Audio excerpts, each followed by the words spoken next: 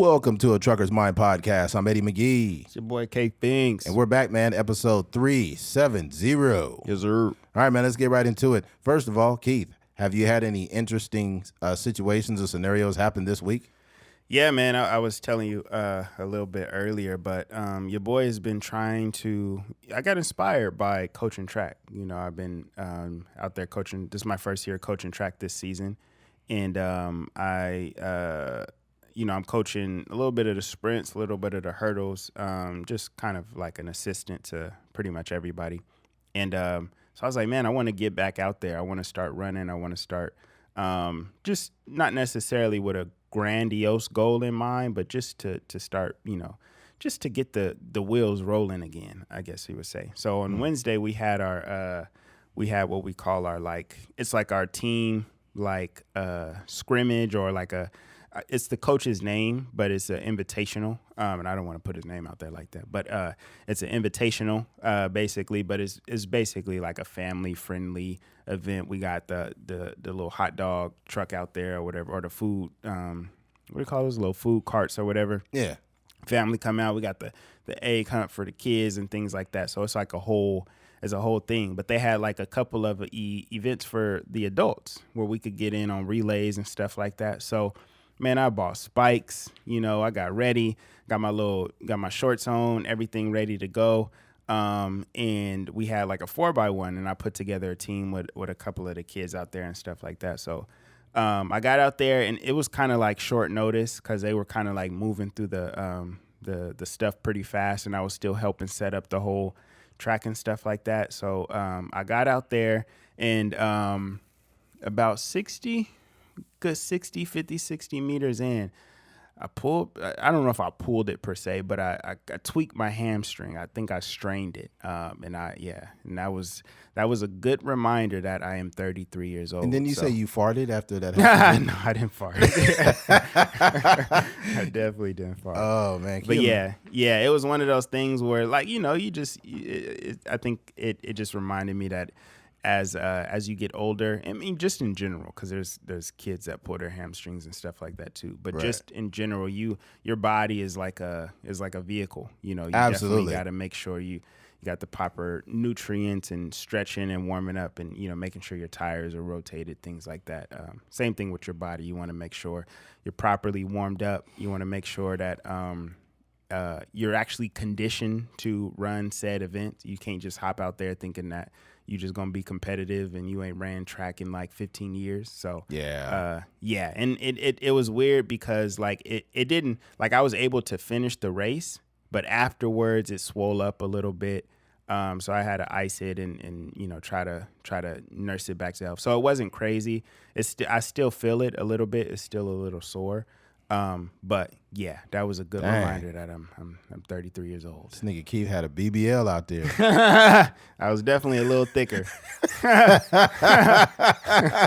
Man, I'm glad you didn't fart though, man. You want to talk about adding insult to injury?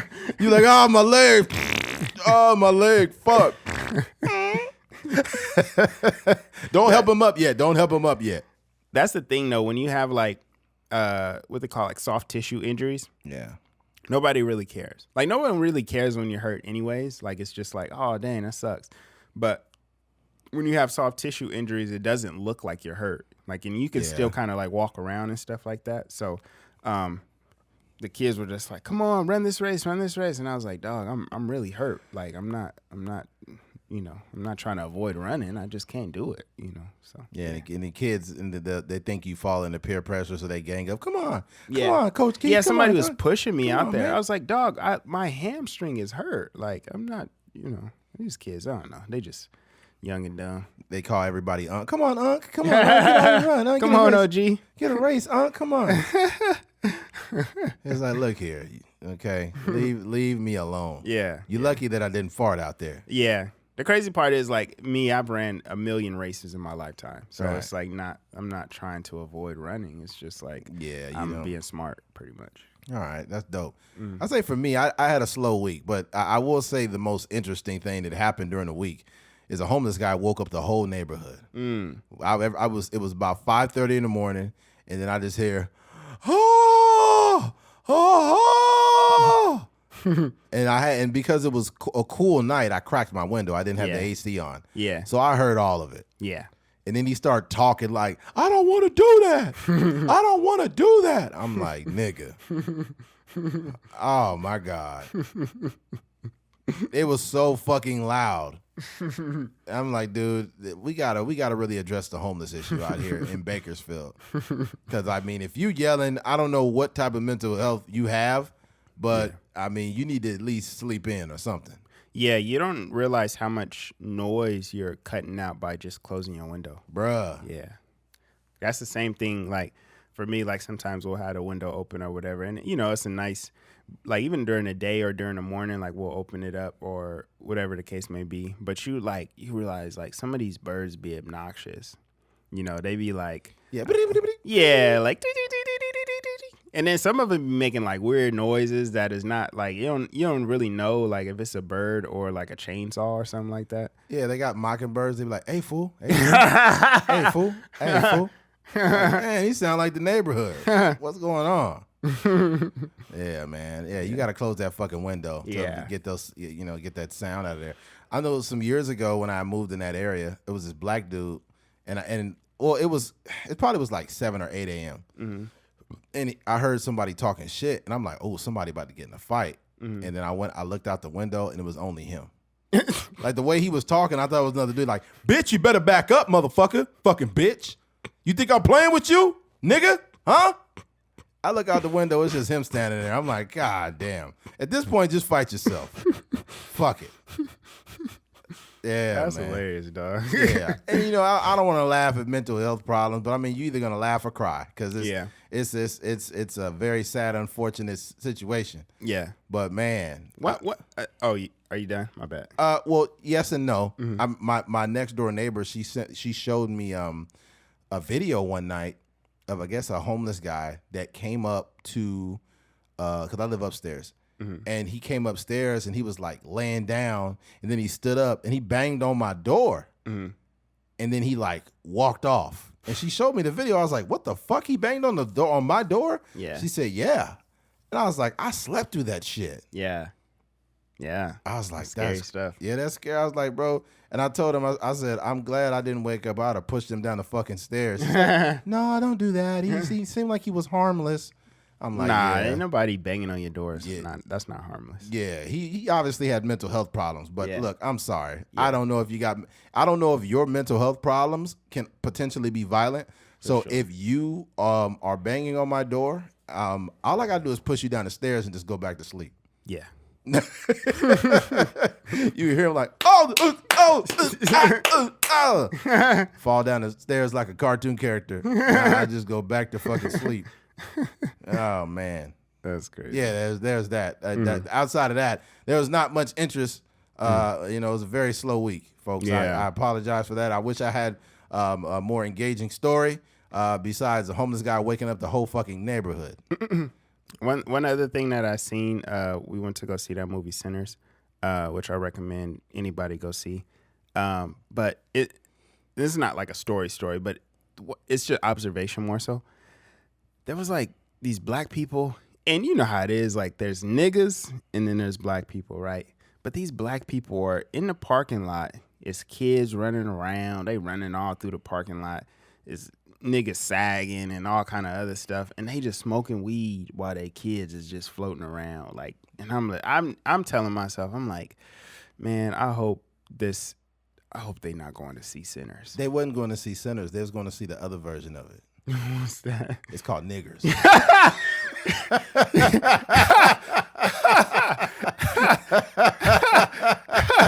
That's the one they going to watch. They ain't watching the one with regular people in there. That's comedy. They got a big back version too. You seen it? Nah. It's called Dinners. No, I'm just kidding. But yeah, I think it's a little embarrassing. Like, I'll say this as a black man. I don't know, some of you guys listen may be Hispanic or whatever. And I'm not saying that one person represents a whole group of people, but I can say this as a black man. It is fucking embarrassing when I go to an establishment and it's like me and a couple other people I come with that happen to just be regular, everyday tax-paying black folks. and then you got somebody in the parking lot with like their kids or they blasting music and they got their shirt off sweating in the parking lot trying to sell weed or something. It's like, bro. Or they got the water cup, trying to get some soda out of the machine. Come the fuck on, man. Yeah. God damn. Yeah. It definitely makes us look bad. I do appreciate them supporting like the movie, which was cool. I didn't really talk to them, during the film, but it's one of those things. You just kind of want to separate yourself. Absolutely. Yeah, I want to be associated with nobody smoking weed in a parking lot at a theater. That's crazy. Yeah, that's a little bit much. Mm-hmm. I haven't been there. I gotta hit up the theaters though, man. I haven't been there in a minute. Yeah. Yeah, check that film out. All right, man. We're not going to bore you guys. Let's get right into the topics. Switching gears. Gayle King and Blue Origin all-women crew return after historical space launch. Now, let's be very clear. This was not like really space. Like, it in a way it was, but it really wasn't. All right. Blue Origin's first all-women crew blasted off Monday on a journey 62 miles above Earth's surface to the Kármán line, the internationally recognized boundary of space. The NS-31 mission marked the 11th human flight of Jeff Bezos' New Shepard program. I can't even believe what I saw on Marvel CBS Mornings host Gayle King after returning from the roughly 10-minute journey. I mean, you can't believe what you're seeing. You're seeing nothing in space, goddammit. She joined superstar Katy Perry, journalist and philanthropist Lauren Sanchez, which is Jeff Bezos' girlfriend or wife.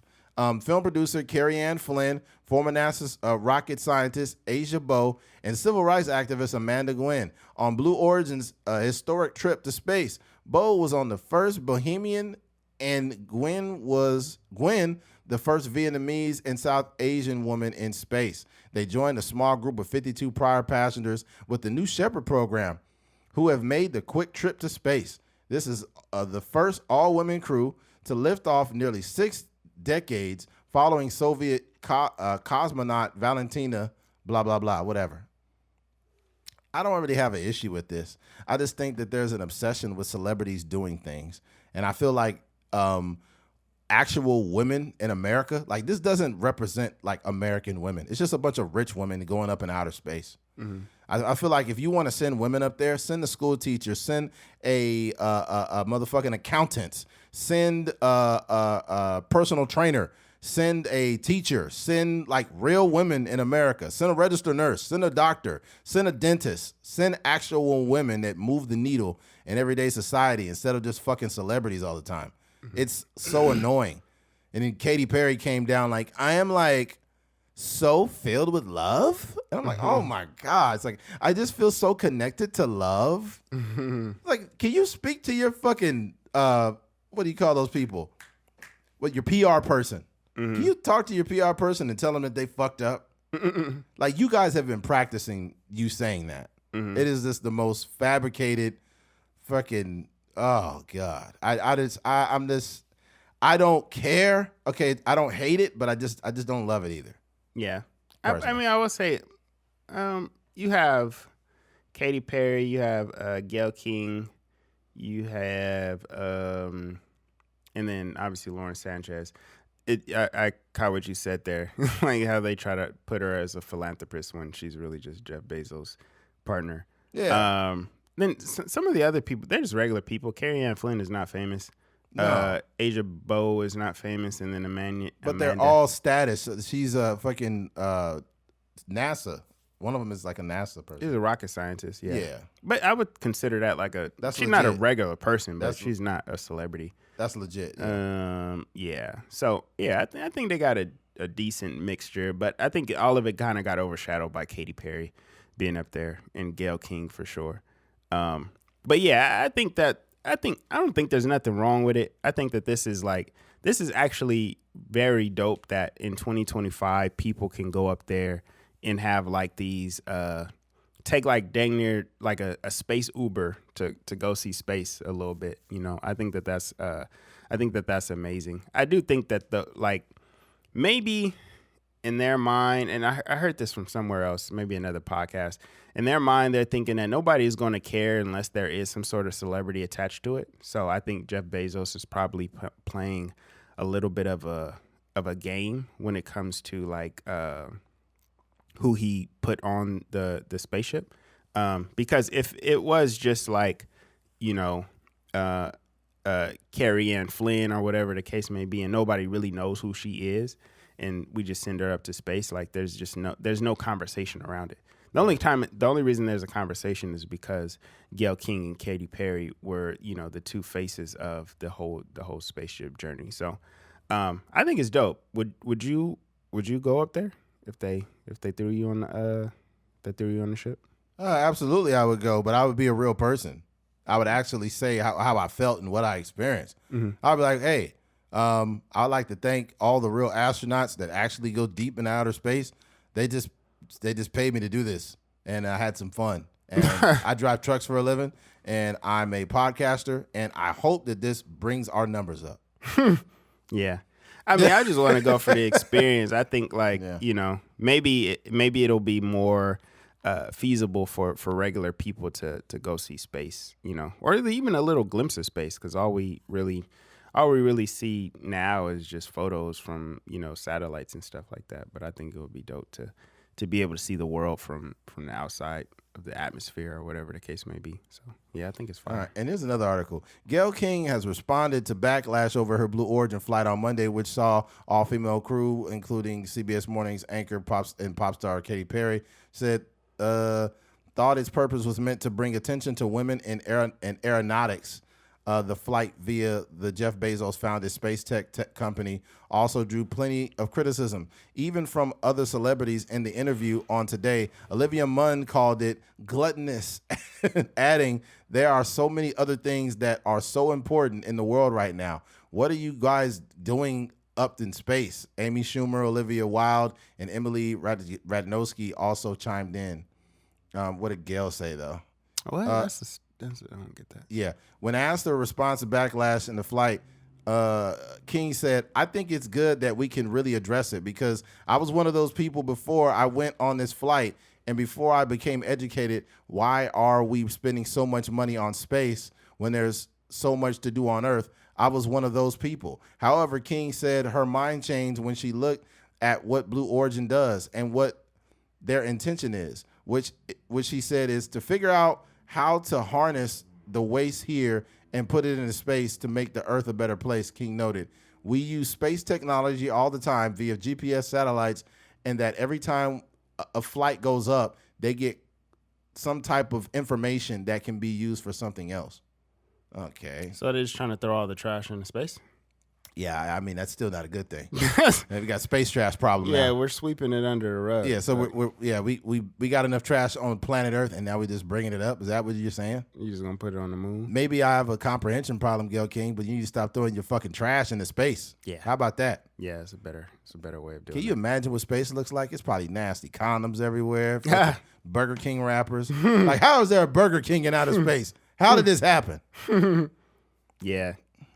That's crazy. I feel like those women, Olivia Munn, I think she just hating at the end of the day. Because it's like, you can say that about anything. Yeah. Like, why are me and Eddie doing a podcast? Because there's people at war in whatever country. Yeah, that's or like, crazy. Why, do you get to go to a Dodgers game because there's bigger issues? Like, it's like, dog, like, there's always going to be issues. Multiple things are true, though. Yeah. There are people at war, but I got some people to entertain with the podcast. Oh, for sure. At the same time. Yeah. There are people, this podcast is for people who also are trying to have an escape from all the world's problems. Mm-hmm. There's always going to be some new fear-mongering shit on social media or on the news. Mm-hmm. And it's like, yo, I feel like me and Keith, we have a job to do, and that is to use satire and use information to help people make it through their workday. Because some people, there's somebody right now that's listening to this podcast that's sitting at their desk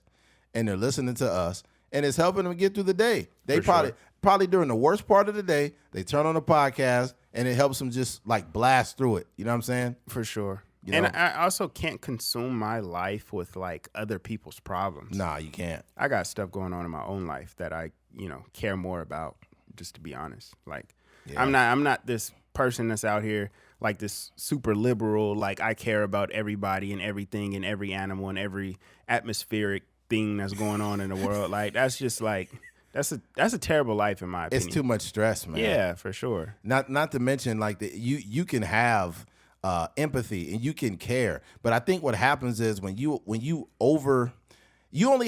how do I put this? You only have so much of a threshold, right? You can reach your capacity. You know what I mean? There's this thing, I think it's called sensory overload. It's where you are receiving so much information that it just drives you nuts. It's like, bro, fuck that. I'd rather like see what's happening, be abreast to what's happening, but at the same time, I'm gonna live my life. Somebody was saying, what about the tariffs, man? What about the president? Look what he's doing. And look at this and that. I'm like, hey, man, listen, okay? I got some burgers at the house waiting for me to eat them when I get home. That is all I'm worried about right now. Yeah. Trump's going to do what he's going to do. I can't control that. Yeah. But what I can control is the condiments that I'm going to put on my burger when I get home. Yep. And at the end of the day, like, we can't control what Trump does. Like, all we can do is vote. And then if whoever becomes president, whether it's Joe Biden or Kamala Harris or Donald Trump, and whoever gets in there, they're going to do what they want to do at the end of the day. So whether Trump wants to impose tariffs on China or whatever, like, I can't do anything about it. So you can keep the conversation going. I think that's what people think really moves the needle. But at the end of the day, like, you know, I'm going to go watch Sinners. I'm going to go to a Dodger game. I'm going to go to, you know, a track meet. I'm going to go, you know, hang with the family, and I'm going to turn off all this noise that, you know, America tries to impose on us. More importantly, I'm going to make the biggest American burger, right, in the comforts of my own home, and I'm going to use any condiment that I want on my burger. Because from America's inception, we have had the freedom to make patties as big as we want. Yeah. Okay? We can make Mondo burgers. We can make double burgers. Okay? We can make quarter pounders. And in all life's problems that are happening in front of you, you don't have to acknowledge it. You just flip that goddamn patty. You understand me? You mess with the smash burgers? I mean, smash burgers are good, but they're just over. Smash burgers have became like a thing that is just, it become like a popular internet thing now. It's definitely super trendy. They're at all like the fast food joints. Yeah, it's smash burgers have been around a very long time, and yes, I do enjoy them. However, I gotta have enough patties because they're so flat. Like you gave me burgers that are as thick as a nickel. You know. Yeah. You better give me 7 patties, motherfucker. You know what I was thinking? I was like, McDonald's can't have a smash burger because they patties are already like smashed. Yeah. So yeah, only certain restaurants could actually has the capabilities of having a smash burger. Yeah, there's certain food items that have become like a popular internet trend, and it's annoying. Smash burgers are one of them. And for some reason, I don't know when it happened, but like everything birria, like everything birria is just like it's everywhere. Hey, I had some birria ramen. Oh, fire. I know your blood pressure was sky fucking high. Yeah. All that damn salt and then goddamn noodles. Yeah. Was it the one? What brand was the noodles? It was which one is the cup? The Maruchan? Or it was Maruchan, or was it the cup of noodles? Or I don't remember the brand. I know, but it's the cup though. The styrofoam cup. But they put like consommé. What is that? The soup. It's just you make the noodles and then they just put the birria on top of it with like. You could put cilantro and onions and stuff. Well, I know, but I'm saying the soup that it's in is not just regular ramen. It's consommé. That's where you dip the birria taco. You dip it in the consommé. It comes like a little cup. Oh, yeah. I'm not sure if they did all that. I just know that they put the actual meat in there, and then, you know, they just made the soup. God damn it, Keith. You're not Mexican enough. Yeah, I'm not. That's a fact. I don't know what a consommé is. Yeah. I'll read it in layman's terms. Let's find what it is. All right. It's education for those that are not of Hispanic. All right. Consommé is a flavorful, clarified super broth made by using egg whites to remove fat and sediment from a strong stock.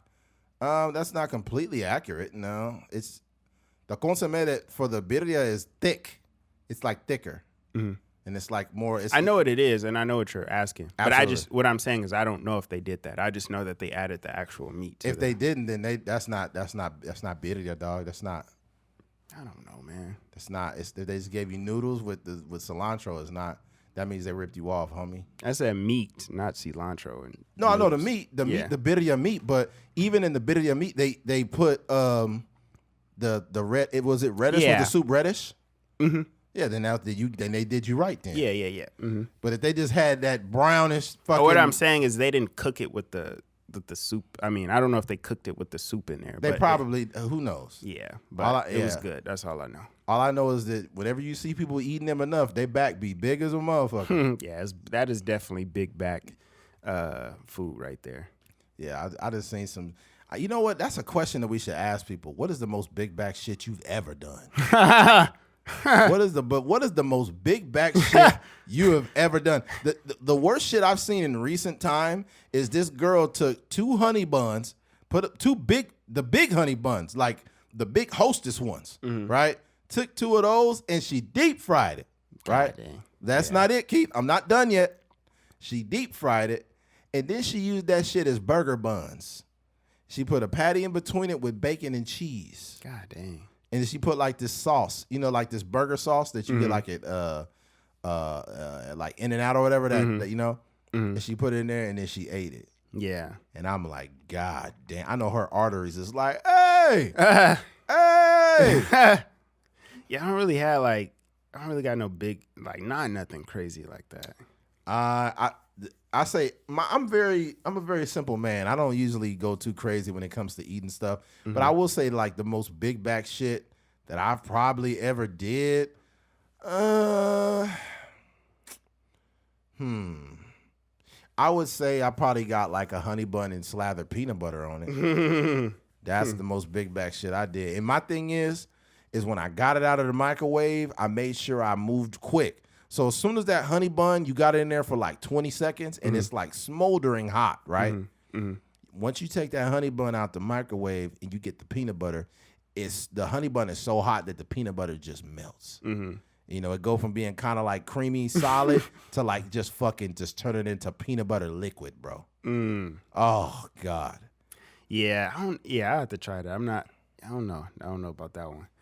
I think the most recent thing that I did after we went to go see Sinners, I had snuck some candy into the theater. And more specifically, I had like some Snickers. So when we got to the crib, like I brought the Snickers. I brought one of the Snickers in bed with me, and I was just eating on it as I was about to go to sleep. Are you serious? Yeah. That's like some big back, like sexual shit. God damn. Because you know them Snickers got veins in them. The Snickers Chill are like out, dog. Snickers got that vein at the top. That is nasty.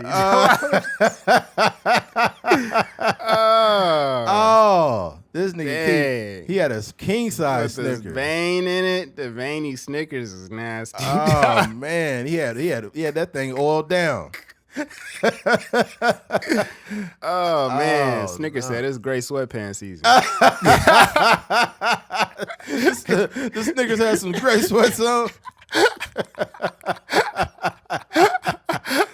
Oh no, that is crazy. Oh dang, never again.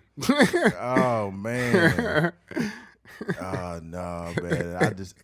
I feel bad. I wonder what your girl said about that shit. I know she had to check you for that.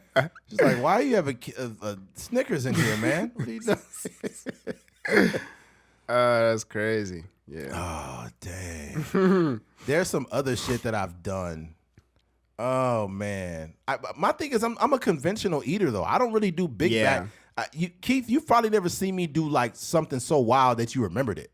I'm just a very conventional eating person. Right. Now, I will say your brother, my best friend of 23 years, this nigga done some big back shit. He's an indulger. Yeah, I remember he had a large bag of crinkle cut fries. So for all you guys that have been to like a mom and pop burger place, they give you these crinkle cut fries. They come with the seasoned salt on them, and they bomb as fuck, right? So my homie used to get, like, no bullshit, probably like 8 packs of ketchup, and he would like would open them up and open them and put the ketchup in the brown bag, and then he would shake it up. Mm-hmm. And then every French fry was covered in ketchup. And he would eat it like that. Drowning, yeah. I'm talking about swimming in ketchup. Swimming in ketchup. I was like, dude, this is some big bag shit. God damn.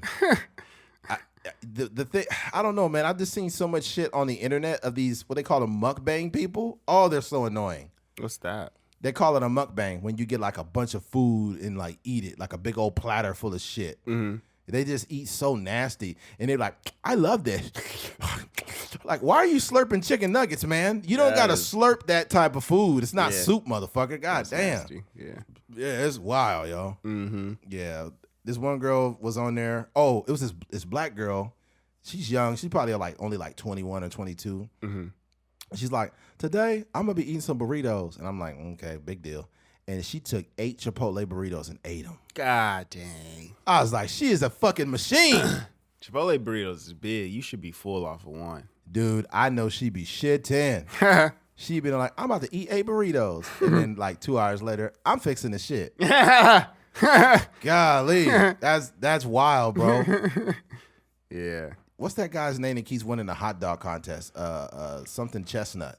Joey Chestnut. Joey Chestnut. Mm-hmm. This motherfucker is the glizzy gobbler from outer space. That nigga probably give crazy head. Oh, God. God damn. You made it worse. Fuck. There's some woman at home like, oh, my God, I can't walk. This motherfucker's eating hot dogs. He's eating like 2 hot dogs at a time. Yeah. Dunking them, too. Dunking them. Taking the wet bread. Dunking the bread is crazy. Yeah, dunking the bread in water and eating it. Like, this is wild, yo. Man, I don't know where the fuck. You know they be like shoving all the hot dogs in their mouth. That's crazy. Yeah, the one of the winners was Kobayashi. Yeah, and then the other one is Joey Chestnut. Do you remember he had like a little MTV special where he was like exercising to like expand his stomach and like all kind of crazy. But stuff. he was like ripped, like he was in good shape. Mm-hmm. Yeah. He was doing like karate techniques on his stomach. Yeah. I think, was he drinking a lot of water or something? I forgot what he was doing specifically, but I just remember he was taking it like next level. He had like a documentary in Japan. It was Japanese. They like, and he just like,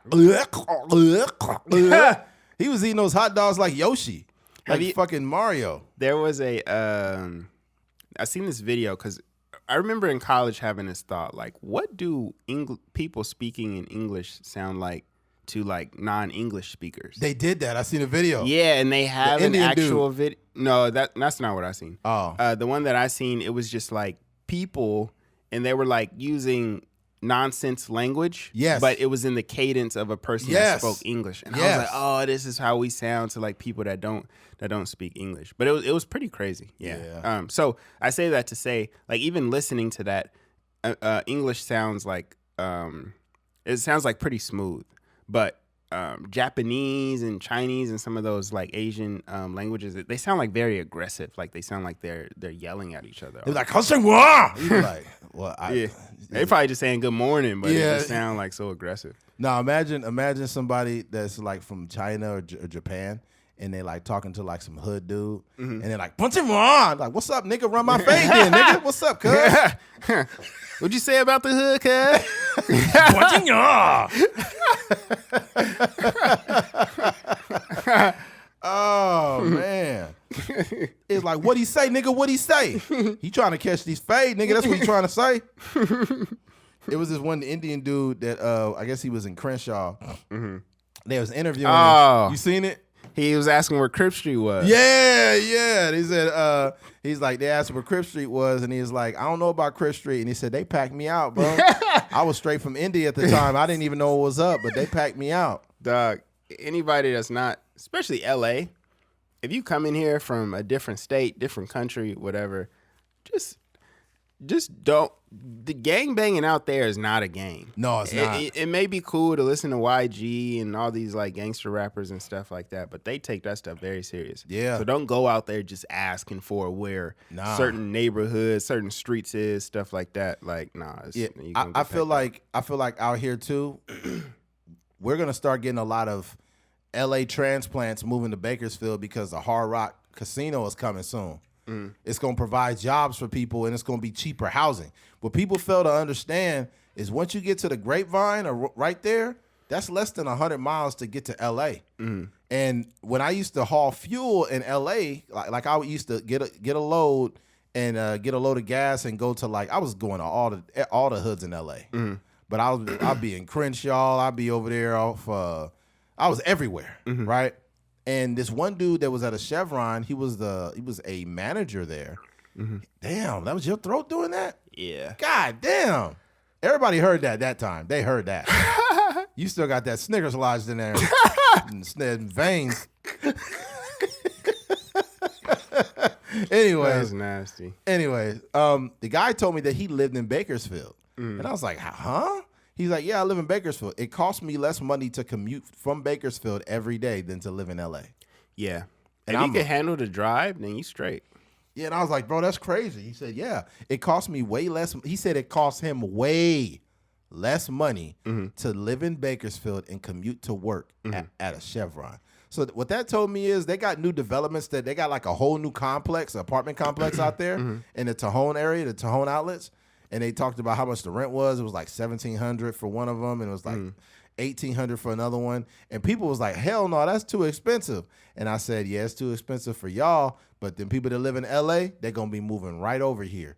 Like people that live in Santa Clarita, where That's a hop, skip, and jump. Bro, I'm gonna tell you right now, like 30 minutes, maybe. Probably like 45. Yeah, max, probably 45. But what's crazy, dog, is when I drive by certain places, I always look up the pricing of their houses and their apartments, right? They have luxury apartments in Santa Clarita. No bullshit. They have luxury apartments in Santa Clarita that cost $7,500 a month. God dang. $7,500 a month, bro. I'm like, dog, there's got to be celebrities living there. That's the only way that it costs that much. You got probably some players that play on the Dodgers probably live there. Because, dude, $7,500 a month is insane. That's steep. That's super steep, bro. Yeah. Maybe people, they might be, doctors and stuff like that. I don't know. Even that's even expensive for a doctor. If you're a doctor, you got to be like a special doctor. Nah, doctors making bread, bro. Doctors making bread, but $7,500 a month. But it's not going to just be celebrities because it's people that's out there that's making money. Especially in LA. You'll run into people that are just like, They just do different stuff. Yeah. Like just jobs you never really heard of, stuff like that. Or they may own different businesses. And you might be like, hey, man, dang, what do you do? And they'll be like, oh, actually, I run a lens rental company out there in L.A. And then they like the biggest lens rental company or whatever. So you just never know. It'd be different. Niggas be making real money out here. It's different, too. Because out there, I was having a conversation with a dude that worked at Chevron, a different dude. It was in Chatsworth. And Chatsworth is like the fucking porn capital of the state almost. And there's just he's like, yeah, there's a lot of porn stars around here. I was like, what? He said, yeah, there's a lot of just, they just come in here and get, something to eat or whatever. But they work down the street. There's a lot of studios. There's porn studios all over Chatsworth, California. Dang. And I was like, that's crazy, bro. Yeah. But what I'm basically saying is, there'll be a person that lives next to you. They'll probably be like 32 years old, like a regular looking person. But you'll be like, oh, so what do you do for a living? They'll be like, oh, I do exotic videos. You'll be like, what? Crazy, man. I got OnlyFans or something like that. OnlyFans, dude. There are women on OnlyFans that are making $1 million a month, bro. Which is wild. Yeah. How can I tell you to not do OnlyFans when you're making $1 million a month? Yeah. I know there's a morals thing, morals and values, but if you don't value that, make your money then. Fuck it. Yeah. I don't got nothing to say because we got a pipe dream that we can make tons of money doing a podcast. We haven't made a ton of money thus far, but they got pipe dreams too. Yeah, they got pipe dreams. They got veins in it. Snickers. They getting all that creamy nougat out. You're getting all that nougat and caramel out. All right, let's switch gears, man. Switching gears. Carrie Hilson, the very beautiful Carrie Hilson. Man, Carrie Hilson is still fine. Anyways, Carrie Hilson reveals why she thinks athletes don't make good relationship partners. Do you got the setup for the phone? Yeah, give me a second. Yeah. I'd rather you pull it up and connected to the thing, and it's the link, the TikTok link right underneath it. Yeah, give me. Sometimes it'd be acting weird. Okay. Like it'll go to another TikTok first. Yeah, that's normally what it does, and then. Yeah. I've only dated 2 athletes, so I'm not gonna speak generally, and I had learned a lot because again, I'm an observer in the world. Athletes, very seldom were you challenged on being a good partner or a good brother or a good son or a good student. I think that you guys have relationally, you're stunted because a lot of people have appeased and placated you. And so you've gotten your way with women, with teachers, with sometimes pastors. And so women don't challenge a certain side of you relationally. I've only dated 2 athletes. Yeah, I think that there's something to be said about that. I think that you can look at it and say, she's generalizing, but when you've played sports and you had teammates that have been fucking up off the field and doing dumb shit and they still get people to kiss their ass, there's validity to what Carrie Olsen is saying. Mm-hmm. I don't think it stops at athletes. I think it's, musicians. You got a guy like Usher, right? Usher, like, I don't know him personally, so I can't say anything about him. But a guy like Usher, he doesn't have to be a good person. A person like Chris Brown doesn't have to be a good person.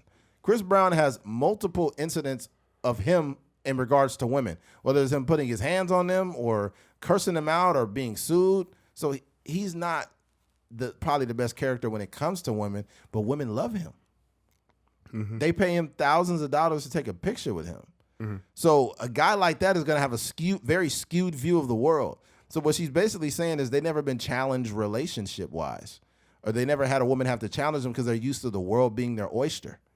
And it's kind of true, because here's the problem. If you're a professional athlete, right, and you're on a date with this chick, she already went to Google. She knows you made $56 million last year, right? That already changes, like that. The relationship changes from that point forward. Mm-hmm. It's sad, it's unfortunate, but that's the truth. A guy like me, there's a big difference from a woman dating a professional athlete or even an athlete that's in college and a guy like me. See, a guy like me, I might walk into a room with 40, 50 women in it, and maybe a few of them might want to holler at me, right? But Chris Brown can walk into a room and he could fuck 80% of the women in that room. Mm-hmm. Usher, same thing. A professional athlete, same thing.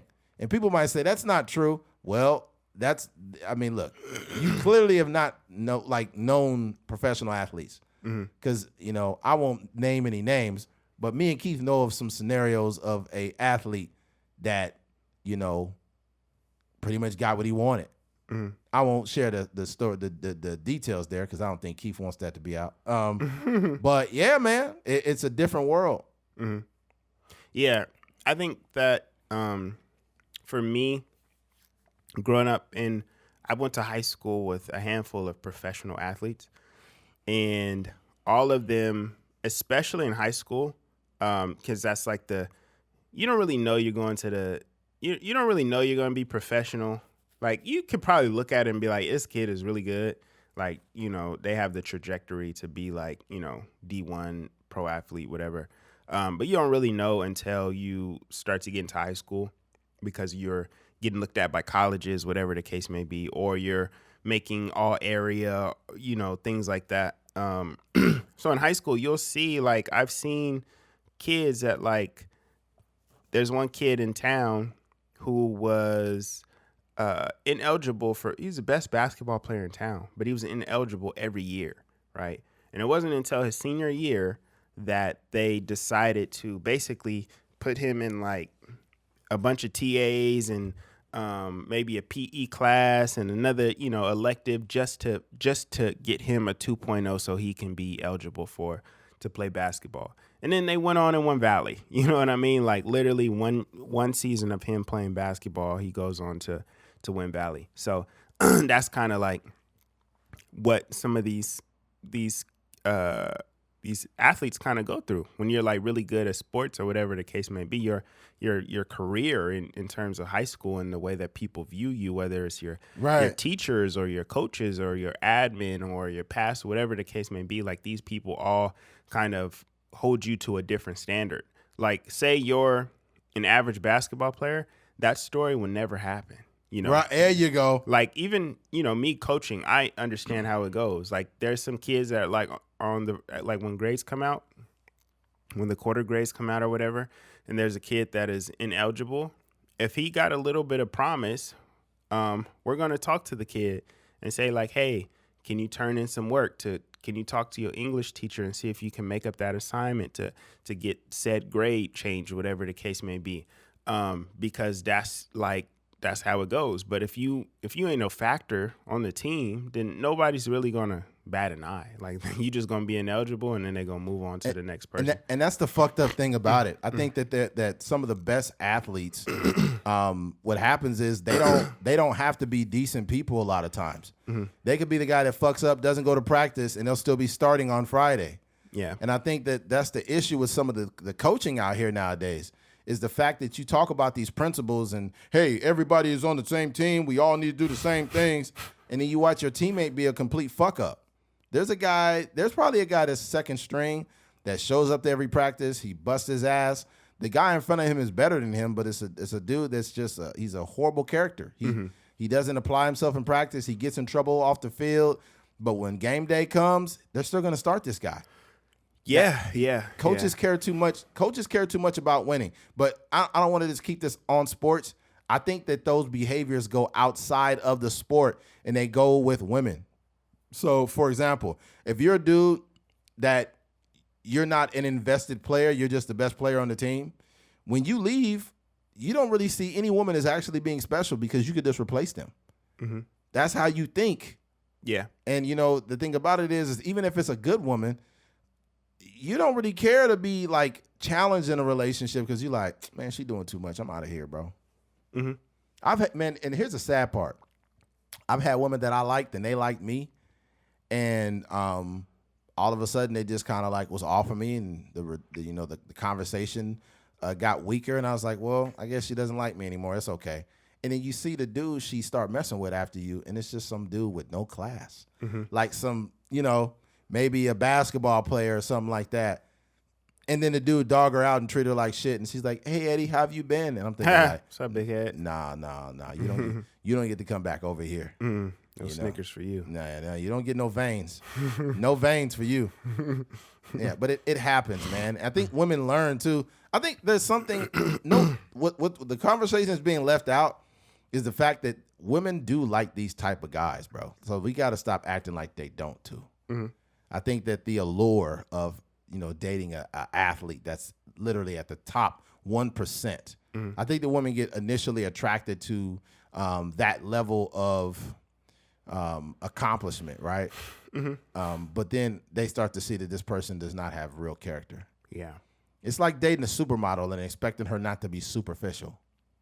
Like that's kind of what comes with it. You know what I'm saying? Yeah. I think kind of going back to what I was saying with the just my experience seeing these people, but you see it like you said, you see it translate to people's relationship, because when you have, when you're not challenged, like you're not challenged by your teachers, and then also that translates into your relationship, right? When you're a really good football player, and you're the quarterback on a D1, football team or whatever, and you might have a girl back at home, but also you play football in said city up north, or you might go to Fresno State, or you might go to Washington State or Arizona State, whatever the case may be, and you got some girl at home. It's just you in your mind, she not going nowhere. You know that you can go out here and play a little bit, or go to the party and do whatever you want to, because that girl is always going to be there. And also you feel like if I do lose her, then, I got options. Absolutely. I got so many options. So I think especially when you're really young and your brain is still developing, and you're not really thinking long term, when those guys are in those situations, they're not thinking about no wife. They might can appreciate a woman, but then also they're like, yo, I have a lot of options out here. So I just think when what Carrie Hilson is talking about, when you put those people and try to confine them into the structure of a normal, it's not gonna work. Monogamous relationship, like it's just hard. Like you're trying to fit like a square into a peg, a square peg into a circle, or whatever the case may be. Like these people are not. When you have that happen to you at a certain point in your life, your brain is not designed to be in a monogamous relationship. Not. I think here's the thing.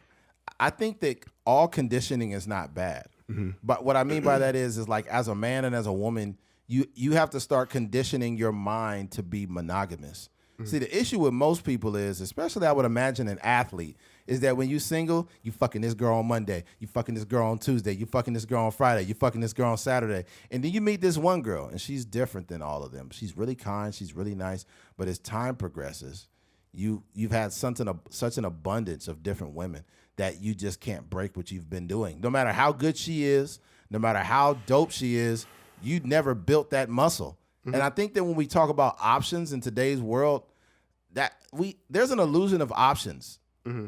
I think personally, like back in the day, people married a person that lived like in their city, like 2 miles down the street, and you knew that person's family. There was like a proximity thing for marriage back in the day. Right.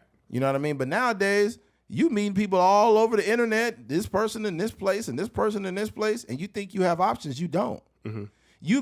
Most people, we don't have options. We just have more people who want to fuck us. Mm-hmm.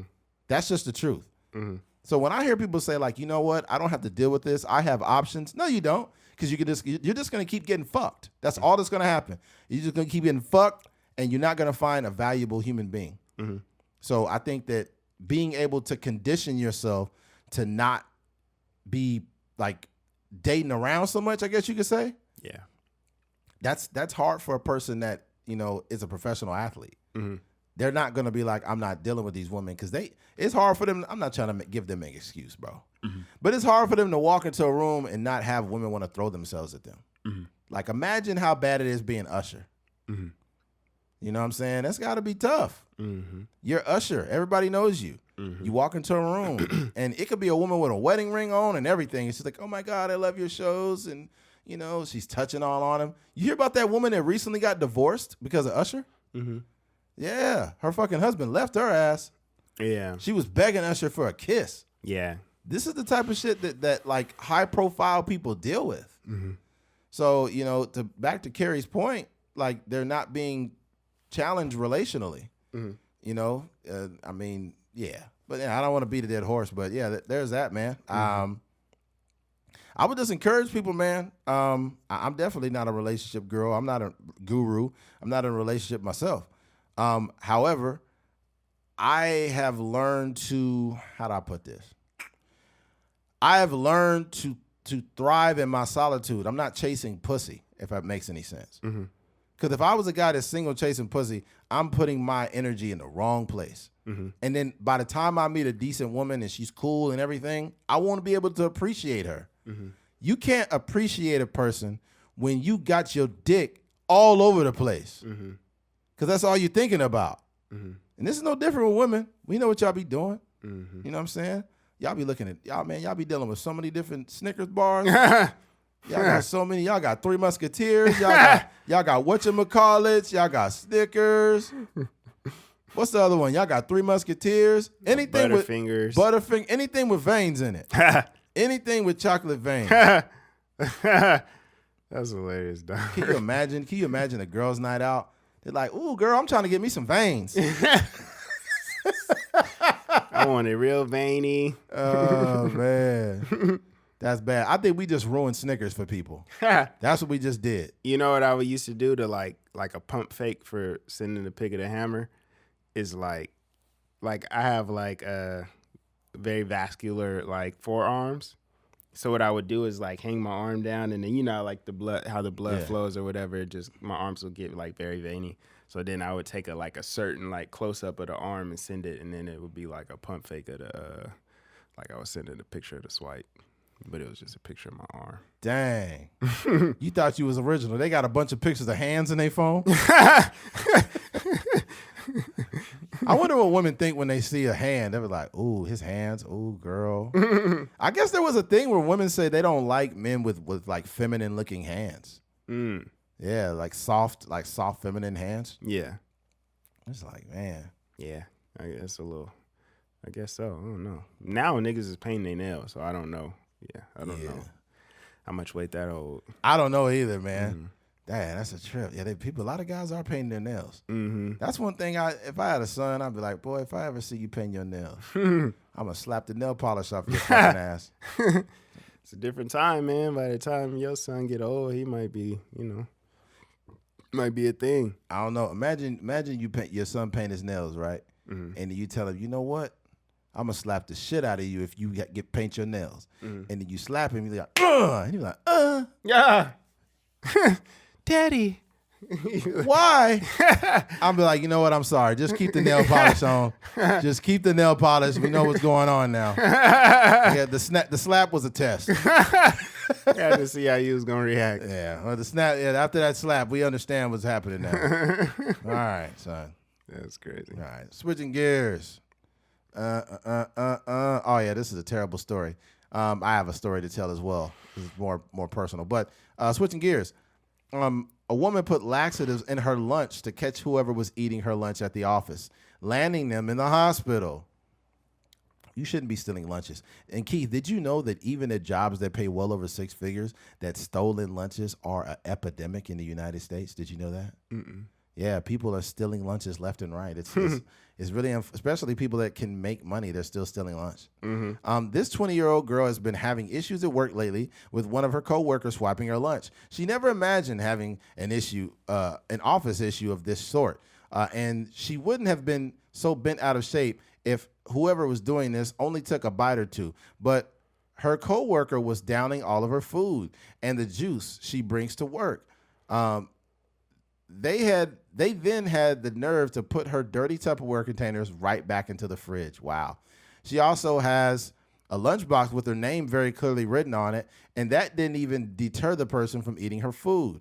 I was really upset to the point of crying with rage because I hate it when people touch my food. It's something I prepared exclusively for myself with the intention of improving my health and bad eating habits, but it's a rat that's enjoying my meal, she explained. Not only that, but the dishes she prepares for herself consist of pricey ingredients. So it's costing her a nice sum of money to have this person stealing her food. She devised a pretty genius way to seek revenge on this coworker without people know that she was intending to do this. She invested 2 weeks in informing her closest coworkers that she was having issues going to the bathroom and wanted to know if they had any advice. Then I made an appointment with the doctor, not because I was sick, but to have proof in my favor so that HR wouldn't try to accuse me of anything later, she said. Just 2 days ago, I put a lot of laxative in my food and juice, and I took it to work. And again, they ate everything and left a dirty bowl with nothing inside, which brought me a small, dark happiness. Okay. Oh, let me read this last part. Today, I found out that the little thief was our manager, thanks to rumors and gossip that he was in a hospital due to diarrhea. She's not positive if the rumors about her manager landing in a hospital are true, as she made sure the dose wasn't harmful. Okay, here's the deal. I got a story where I used to work. I used to work at a place back in the day called ACS. It's before I got my CDL and started truck driving. Excuse me. What happened? Yeah, I farted. You farted? God damn. Yeah, my bad. See, when you fell down at that track meet, that's that fart still stayed in there. It just came out during the fucking podcast, and it should have came out in front of those kids. You was too embarrassed to fart in front of them. Don't do it here, Key. All right. Anyways, I used to work at a place called ACS, and it was for Boost Mobile / Nextel Sprint, right? And there was a girl that was there, and she kept complaining that somebody stealing her lunch. And this is a true story, I swear. And she didn't know who it was. She had an idea. So she started putting laxative in her shit. And then this dude was big. I mean, he was the biggest dude in the whole facility. Yeah. And he kept going to the bathroom. He was like, oh, man, my stomach hurt. Oh, shit, dang. So he shitted. Then he went back because he had to take, he took phone calls. So he was taking phone calls, talking to customers. He had to put them on hold while he took a shit multiple times. God dang. And she found out that he was the one stealing her lunches. And he had been stealing other people's lunches as well. It wasn't just her. What do you think that is? Like, do you think that Gluttony. Dang. He's very gluttonous because he brought his own lunch to work and ate other people's lunch. That's mental illness right there. He wasn't a bad guy either. He's a cool dude, but after he stole those lunches, I looked at him differently. Yeah. I was like, come on, man. That's like, you know how there's some people that I knew like a person that just would go to like Denny's and just like steal syrup, you know, or like steal forks. Like they would go like, sometimes they would be drunk, whatever. They would go to those little IHOPs or whatever, and then they would just steal stuff. I think it's something. I don't know what the psychological or the definition or the term that they use, but there's something in their brain that kind of like draws into that. It's a kleptomaniac. Mm-hmm. Yeah, it's probably a person that just enjoys stealing stuff. Yeah. That's why folks, you have to stop making an assumption because the person that you have in your home, they seem to be well put together. They have nice clothes. They have a nice watch. They have a nice car. Whatever the case, they seem to they go to church. They believe in God. Whatever, does not matter. You need to watch everybody because people be stealing. Mm-hmm. That's why I don't just be having girls over my house like that. Like, I will, you know, because I'm human. You know, need to get some pussy here and there. But I'm not gonna have you over there like just some random girl at my house. I have to build some rapport with you outside, you know, of my place where I lay my head, because I don't want to, you know, be hanging out with you and I found out you stole something from my house. Yeah. Because then it's gonna be a problem, and that's not okay. Yeah. Because some of these girls, man, be stealing. What if the head is good? Would you let her steal? Hell no. You already stole my nut. You stole my soul. Don't steal my PS5. What the fuck? No. Yeah, that's crazy, man. That's insane. But no, it's yeah. I done lost my damn train of thought. You threw me off with that. But yeah, man, I don't really feel bad for the person that ate the laxatives, man. I think when you wrong somebody, you don't get to determine what the response is, right? So let's say I'm in traffic, right? I'm driving down the street and you cut me off and I'm like, fuck you, bitch, right? And you turn around and shoot me. Yeah, you shot me. That's taking it a little far. But the fact that I engaged you and told you to fuck yourself, I'm not entitled to a certain response. Once I got involved in that energy, now I've taken on anything that comes with it, right? So if you're in the process of stealing stuff, I mean, buddy, you know, you're lucky somebody doesn't beat your ass. Can you imagine getting beat up while you're in the process of eating a sandwich?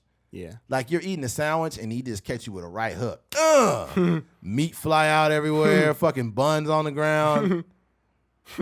Yeah. I've seen people in the I've seen that same guy. I don't think I seen him stealing, but I think he was about to. Because there was a main refrigerator that was in the lobby and it had everybody's lunch from both sides of that facility. Yeah. And he was like about to look in that refrigerator. Just seeing what, like, dang, I wonder what Stacy's bringing to work today. The fucked up thing about stealing people's shit is people are on fixed incomes. Yeah. So they brought that lunch so they can eat it, probably because like they didn't have a whole lot to eat at home, or they couldn't eat out, and you're stealing their shit. That's fucked up. Or sometimes people want to eat healthy, and they count their calories and stuff like that. And like you said, on top of just wanting to save money and stuff. So yeah, that hasn't happened to me, but yeah, I would be devastated. Yeah, I think because when people steal from you, it just you feel like you lose a part of yourself. You know? Oh what yeah, I mean? yeah, absolutely. Mm-hmm. But I think for me, I think I would have a gag lunch. What I would do is I would bring a lunch into work, right? So here's what I do. I have like a big ice chest that stays cold all day, right? Mm-hmm. So what I would do is have my lunch in that ice chest in my car, right? And then I would bring the gag lunch to put in the refrigerator, hoping they stole it. And then what I would do on purpose is I would not change that lunch. I would keep the same lunch that I put in there. I would have it in there for weeks, just so it would go bad. So if you bite into it, you already gonna be shitting. What do you mean a gag? Like, how would you set it up? I know you have your real lunch in your car, but what would you put in a gag lunch? Oh, in a gag lunch, it would just be a sandwich. It'd be a sandwich that would have, I would make like a big Scooby-Doo sandwich. You know what I'm saying? Like make it look real good. It would probably have like Italian, like Italian salami in it, maybe some pepperoni, some turkey, like a big, big club sandwiches, right? make it look good, man. And then you just take a little bit of laxative, break it up, and put it on there, and Sprinkle it on there. Sprinkle some mayonnaise on top of that, and then just watch people. Yeah. For that guy specifically, like if I knew he was stealing my lunch, I would just start putting salads in there. And then a note like, nigga, sit your fat ass down somewhere. Nah, he gonna open it like, man, I don't want nothing healthy today, man. Fuck. That's like the default fat voice. Man, I don't want nothing healthy, man. I'm tired of eating healthy food. I want something veiny, man. I want something veiny, man. Man, people don't eat honey buns no more? What happened to honey buns? They still good? Fuck. That's crazy. Man, I don't want no water, man. I don't want to drink no water. Ain't nobody got no soda in here? Fuck. Like, sir, you are stealing lunches. You don't get to choose People what's in the lunch bag. Be mad at the people bringing their own lunch. I Ima- want no salad, bud. Imagine arguing with the person you're stealing their lunch from. Why can't you never bring nothing good? Like, why are you stealing my lunch? He really digging through the lunches like, well, these niggas don't ever bring nothing good, bud. You ain't got to worry about me stealing your lunch no more. You ain't never not got nothing good in there no more. You can keep your lunch now. Man. You know, the next day I would just deep fry the box. Fuck it. I'm just take a whole lunch pail and put it in the deep fryer. Be like, here you go. I would probably get creative. I might have a little camera set up, you know, definitely. Like, there was one we talked about a while ago where it was the same sort of situation, but they had recorded the girl going from the cubicle to the bathroom. I seen that video. Yeah. So, I would do something like that. I think content creators nowadays are so wicked. They would just get like a micro camera and put it in a sandwich. So when he eat it, it'd be like go down his stomach. They see it all going down like, the esophagus. Wow. See right here, this is where his stomach starts acting up. All right, guys. Hey, I see it start bubbling. Yeah, it'd be a YouTuber like, all right, guys, we have a lunch thief here, and I found out who it was. So what I did, I put X-Lax in the sandwich, and then I put a mini camera so we could see where it's going. And then he'd be like, oh, my stomach hurts so bad. God damn. Man, I must have ate something bad. We travel all the way to the toilet, huh? Then the camera come back out. Like, oh my God. That's crazy. Yeah. There was a guy, I'm not gonna say his name, but there was a supervisor that used to work at that old job I worked at, and he was known for shitting like 4 times a day. He was the supervisor, and he had like a couple people under him, and they were like, yo, where's my supervisor? And they was like, he's probably in the bathroom again. Dang.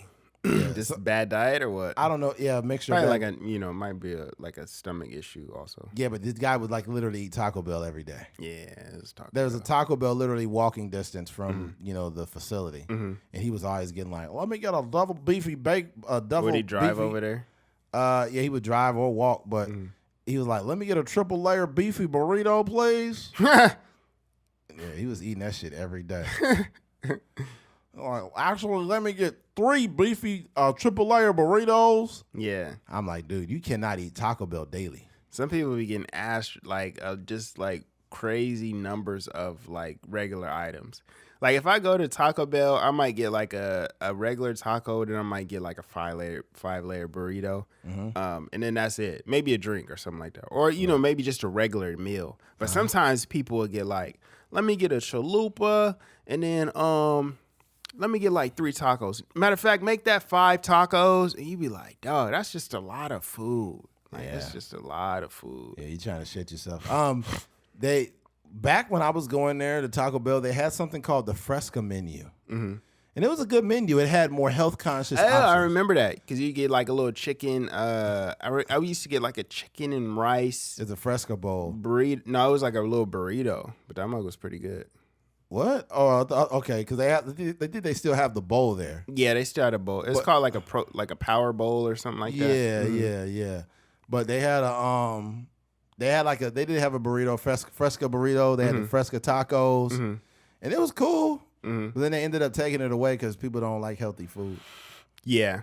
That's the crazy part because you could put it in the menu, but you just got to put it in the menu. You can't like say it's healthy, because people are not driving to the healthy foods. No, they're not. It's like, oh, I don't want that. It's too healthy. I know it tastes good. Yeah, you just got to like put it on the menu as a regular item and then hope people will buy it. What kills me is this: like when you eat, like people say they could cook. Trust me, you cannot cook if you don't know how to make something healthy. If you don't know how to make something healthy at home, you don't know how to cook. Because people be like, I know how to cook, and then you see what they cook, and they making like, enchiladas, lasagna, fried chicken, all this other shit. It's like, okay, all that food, it tastes great, but you can't eat that. You can eat Not that regularly. No, you can eat that maybe once a week at most. But some people be eating like that every day, bro. And it's like, dog, come on. Yeah. You can't eat that shit. Yeah. Like today, I had a very simple meal. There's these chicken strips. There's a company called Real Good. I don't know if you heard of them. I don't know. But they make like these chicken strips that are really good. They're like grain-free, very low-carb chicken strips. I put those in the air fryer this morning. Ate them up. They're good. And then I had like some ground turkey, like ground turkey burritos. But with the ground turkey, I just took a big old fiber tortilla and I put a little bit of fat-free cheese, a little bit of like low-fat sour cream in there, and a little bit of verde salsa, and I ate that. And that's what I've eaten today. You know what I mean? Just kept it real simple. But motherfuckers be eating Burger King, KFC, Taco Bell, McDonald's in one day. Yeah, that's crazy. Bro, you are a science project at this point. Yeah. Yeah, that's wild. Yeah, that's a lot. That's expensive too. You spending like a good, if you eat all of those places in one day, you probably spending a good like $60. Nah, more like 72. $72. About $72 to $75, bro. This shit is not, it's not cheap. Yeah, you better off just staying and eating at the house, dog. Yeah. I know for me, it's certain places that are not worth eating out. Like for me, I like certain mom and pop spots. Like Golden Ox Burger is fire to me, bro. I haven't been there in a while. Have you been to Golden Ox in a while? I not like recently, but I have been. Yeah. Yeah, like a few months ago. For those that live out here in Bakersfield, Golden Ox is fire. I like getting their breakfast burritos. Yeah, I think we might only have one Golden Ox, bro. Yeah. It might be two because I think there was one in Oildale. Oh, I don't know, but I know that one on White Lane. And the one on White Lane has been there forever. But there was another one that was right by where it used to be the old Kmart right there. You know what I'm talking about? Right off of I think it's Plans. But it's not there no more because it's fucking Amazon now. Yeah, it's Amazon. Yeah, and then there used to be one on the east side, but they took it down. Yeah, wait, is it? Wait. I think it's still there. It could be there. The one it was off of Niles. It might still be there. And then there was one. A Golden Ox right there on. Oh, there's two on White Lane. Remember the other one on White Lane? It used to be about a 99-cent only store. Nah, it's kind of near South High. Cause South High is back the other way, and there used to be a Golden Ox in that parking lot, but it's like a Japanese spot now. No, I don't remember that. Yeah, there was a Golden Ox right there too, man. It's kind of sad they took that shit down. I guess it's one on Brundage Lane, maybe. Brundage, what you mean? It's on East Brundage. East Brundage? Hold on. Okay. Yeah, and then it's a Golden Ox, the one on White Lane. Hold on. It smell like smoke. You smell that? Mm-hmm. Make sure nothing on fire. Shit. East Brundage. Okay, Golden Ox Brundage. Have I been there? That's on the east side. I'm not sure. They got a hot dog sandwich in there. There's some big glizzies in that bitch. Golden Ox. It's called Golden Ox Brundage. Yeah, it's the same spot. Same. The glizzy sandwich is crazy. You see that shit? Yeah. Damn. Wait a minute. Brundage. Wait. I know exactly where this is. Yeah, this one is over there near Weed Patch. I know exactly where this one is. This is where kind of near Kern Oil where I offload product. Yeah, I know exactly where that's at. But there's only two of them then, huh? Yeah, that's the only two. Sad. Golden Ox was the truth, yo. Yeah. I think is that a Bakersfield chain only? Yeah. Yeah, I haven't seen it anywhere. They got an order online thing now and everything. Golden Ox Restaurant. Hey, look at that combos is fire. Breakfast burger combo, $8.99. It's like a burger with hash browns on the side and a drink. Yeah, That's a good deal. Hell yeah. Oh, shit. Breakfast burger a la carte is $6.49, but this is a fat-ass burger. It got an egg in it, bacon, it got a patty, cheese, lettuce. Man, my back getting bigger just reading this shit. God damn. It's big back activities. My goodness. All right. We're not going to bore you guys with any more of this, man. All right, let's move on. We'll wrap it up here, actually. Switching gears. A man was crushed to death while allegedly attempting to steal a catalytic converter. Okay, what did I just tell you guys? Whenever you're doing something not good, you do not get to determine the outcome of what happens to you. And this is the example, plain and simple. This guy was doing something he had no business doing. He startled a woman, and she woke up and moved the truck and crushed him. Right? But let's go ahead and read the story, unfortunately. A man was crushed to death while allegedly attempting to steal a catalytic converter, police say. A man was crushed to death while stealing a catalytic converter from a vehicle in Savannah, Georgia, police said. Officers were called on March 7th after the man, Matthew Eric Smith, 32, was found dead under a car. The Chapman County Police Department said in a release, evidence at the scene indicates that the man was killed while he was illegally removing a catalytic converter from the vehicle, and the vehicle fell on top of him, the release said. Catalytic converter theft has skyrocketed around the nation in recent years. According to the National Insurance Crime Bureau, surging more than 1,200% since 2019. God damn.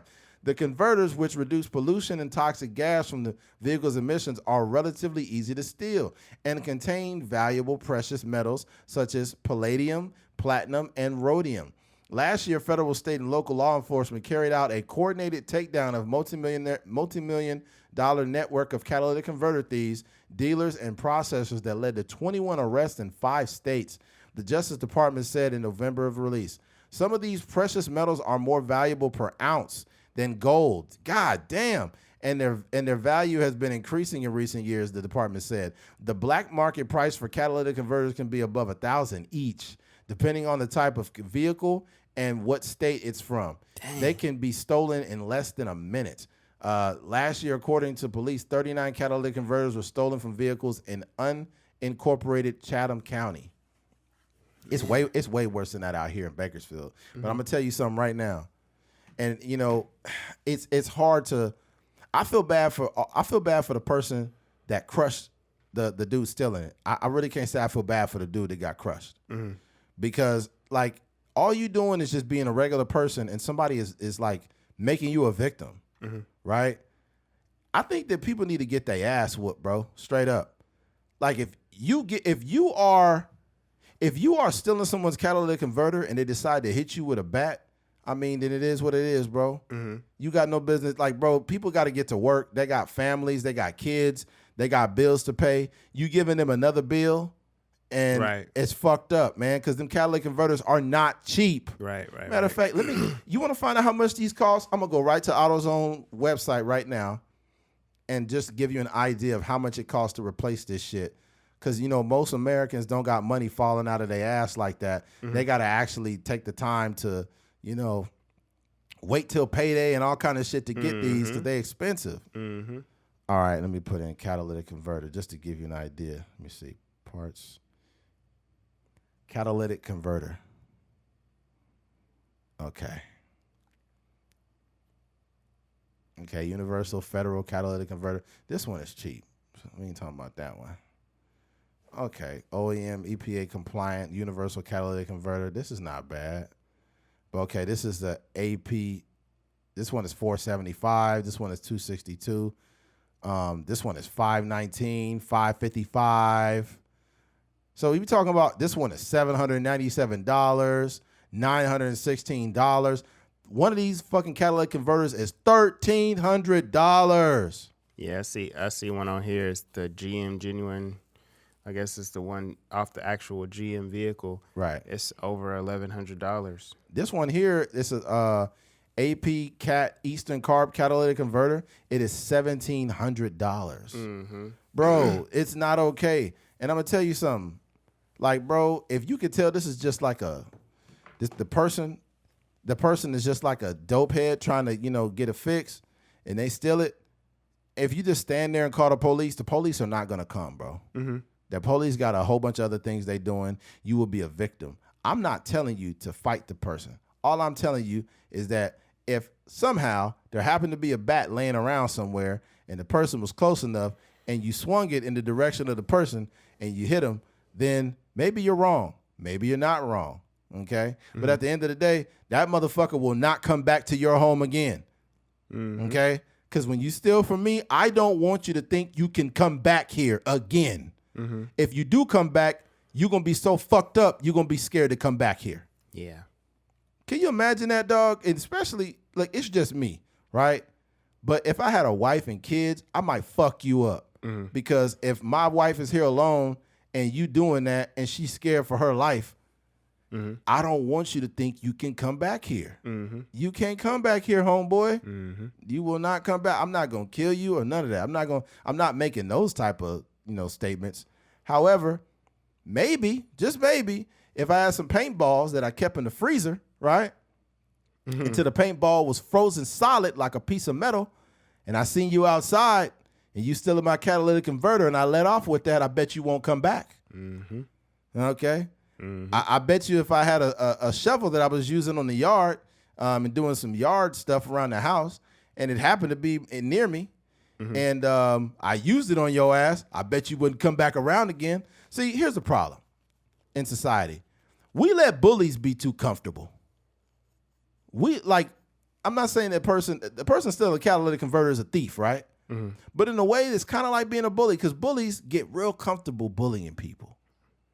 But what bullies don't learn a lesson until they get hit in the fucking mouth. That's what I tell people. If you know somebody is bullying your kid, I would tell my son, hey, look, don't come back to me telling me about this kid until you hit him in his nuts and then you sock him in his, if you got to gouge his fucking eyes out, then do it.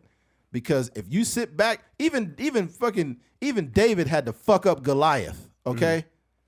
I don't want to, speak in a bad tone about the Bible because, I was cussing right now. But yeah, even David had to knock Goliath upside the head with a rock. So, I mean, you got to do what you got to do sometimes, man, because you never want the wrong people to feel comfortable taking advantage of you. Yeah. Because if they keep doing it, they going to keep doing it. Yeah. I think in this situation, like you said, I don't really have much empathy for the person stealing. I understand the plight. Like, they may be just trying to figure out a way to get some money. But, like, we ran over those numbers, like, and that stuff is dumb expensive. And especially out here in California, you have to pass smog in order to register your car. Absolutely. So if you don't have no catalytic converter, then you can't pass smog. So it's like a whole thing. Like, I had mine stolen, and I don't even know when it got taken, What? Yeah, I had I didn't, because, I'm not going to get into that. But yeah, I just got mine stolen. So. How long ago was it? This was years ago. Okay. And yeah, it was a whole thing. But I think you laced me on you get like the I don't know what it's called, like a discounted thing for the smog. Like you get. Oh, it's the program. Yeah, you get that. You go through that program, and then they help you pay for certain things. So I was able to do that, and it was a lot cheaper that way. But it was still expensive. Like I still had to come out a few $100s for all the materials and stuff like that. So whatever the case may be, like it's an epidemic too. Like people think that they can just steal these things and make. I don't know if they're trying to get rich. Or if they're trying to get a fix, or I don't know what it is. They're but trying to get drugs. Whatever the case may be, it is a situation where, like you said, if somebody took a bat to some of these dudes, or if they get caught in a certain in those situations and they got beat up or put their hands on them, like hopefully it's a deterrent for anybody else that's trying to steal these things. I have a very simple solution for this, Keith. Every catalytic converter should be coded with the owner's code on it. So whenever you try to turn this in for money, that code's on there. And once you report your catalytic converter stolen and they go to turn it in, they're going to be federally charged. Or excuse me, it's not federally charged. It should be a felony charge. But they're not taking it to like the recycling place. Like they're probably taking it to some like black market type of situation. Because when there was a couple times where guys had got caught with them here in town where they had like hundreds and hundreds of catalytic converters. Yeah. And it ain't like they taking it to like Bark Recycling. They taking it to some other spot where they probably breaking them down and, selling the minerals and resources to people after that. So, yeah. I think there was a video I seen on TikTok. There was this guy, he brought his car in for an oil change, and underneath his car, he had a bunch of barbed wire that had been, it had been wrapped around his catalytic converter and the undercarriage of his car. Mm-hmm. And he had it basically, it was tied down by like some, like tire rope, the ones you use when you tie up your bike, with a lock on it. And I'm like, dude, if anybody tries to reach underneath that car, they're going to fuck themselves up bad. Yeah. Because it was sharp, dude. It was sharp barbed wire metal. It looked like a bunch of blades, but it was wrapped in a bunch of big, you know how curly fries look when you pull them out? That's how it looked underneath his car, bro. Yeah. Yeah, you need that. I've seen something that's a little more simpler. Like it's just like a kind of like a block thing that they put underneath their car so that people don't have access to a catalytic converter.